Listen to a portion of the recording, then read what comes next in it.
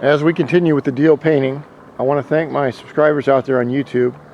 I've just passed the 10,000 subscriber mark, and I'm very close to 25 million views, so I want to thank everyone out there. What I did last night, as we continue to paint on the deal panel, I sprayed this whole panel and the headlight cover with primer filler. Now our goal is to basically make the surface of whatever you're going to paint, like a car, a bike, whatever, you want to make the surface as smooth as possible, because paint does not hide anything. Paint reflects everything underneath. Paint will reflect every mistake that you make. And when you have automotive paint that costs $200 or $300 a gallon plus reducer plus hardener, you want to do the job right. Now remember, it takes practice, all right? No one starts at the top painting cars. They all start with little things, and they're given a little bit bigger and bigger and bigger, and they're taught how to do it. And that's what I'm teaching you. So I want you to grab some spray cans of my previous videos, and I'm going to show you how a bodyman does it. We have two things that we can check for smoothness as right now. We have our hands and we have our eyes. They will both deceive you, okay? Because there is a third way. Whoops, yeah.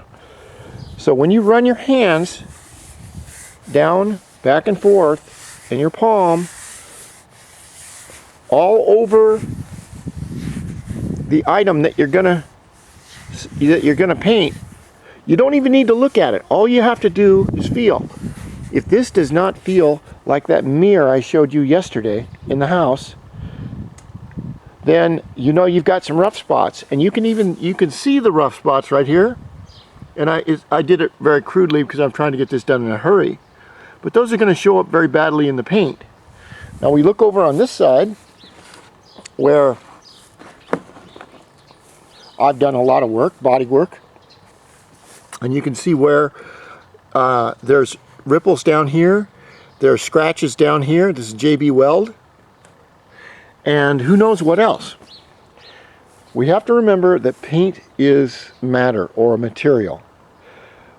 If I say I put on one layer of paint, all right, and it's, I don't know, 1/10 of a millimeter. Well, if I take off 3/10 over here, it's going to be a low spot. If I add 4/10 of spot putty right here, it's going to be a high spot. Now our job is to try and get the panel as smooth as we can by lowering and raising the high and low spots back to its original form. And you'll see right here, you can see the cracks, like I told you about the cracks. Okay, paint will not fill cracks. There's some more cracks right here. This is due to the fact that basically I've got 6 or 7 coats of paint on it. I have too much. Paint will flex a little bit, but when you get too much on there, it won't flex that much. And see, it's cracked here. Now I'll put a little bit of spot putty in there and see if it'll help it.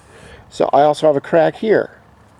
Now I talked about two ways: our hands and sight, to see if the panels are smooth. Now you want to practice. Take a like a t-shirt cloth. This is kind of like that, and you want to rub it. Rub it up. Don't even look at what you're doing. You want to rub. Keep your hand flat and rub it up and down. Just pretend it's like a 18-year-old Brazilian GT beautiful girl. You know, just really, well, don't get into it that much.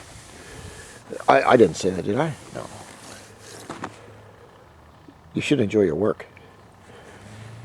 And practice using your hands. Okay, a body man uses his hands and his eyes, and one more thing. Now what we're going to get into is a thing called blocking. And this is the third and final part that we use to check for flatness. Your eyes can deceive you, your hands can deceive you. But contrast will not deceive you. What we use is usually